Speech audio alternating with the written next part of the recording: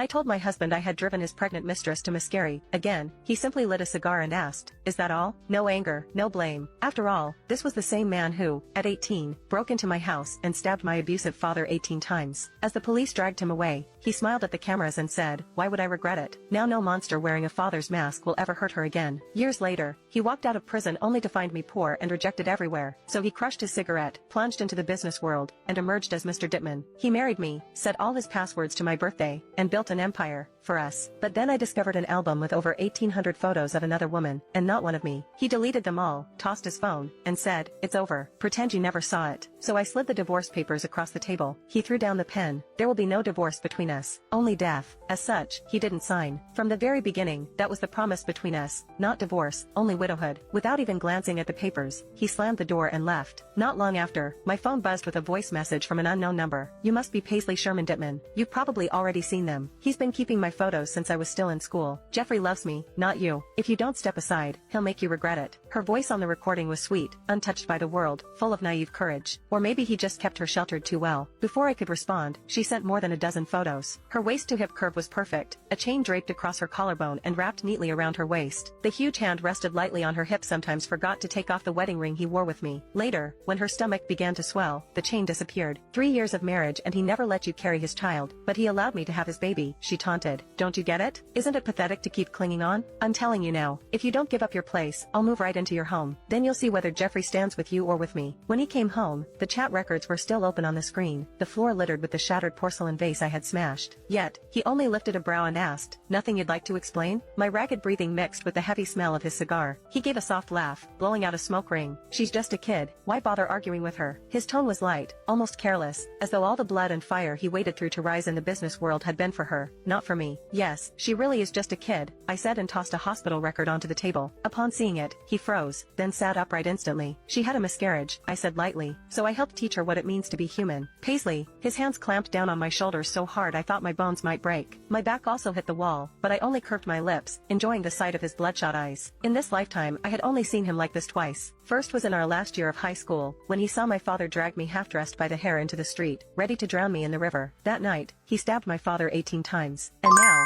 because this girl had lost his child, his grip tightened as he demanded an answer for my cruelty. "How rare," I whispered with a smile, "to finally see Mr. Dittman lose his composure." I laughed without a hint of remorse. "You're a woman yourself. How could you do something like that to her?" He shouted. "You said it yourself. There will be no divorce going on between us, only widowhood." I leaned in close and continued, "So, Mr. Dittman, if you won't kill me, then I'll have to kill the two of you." Just then, blood dripped onto the floor,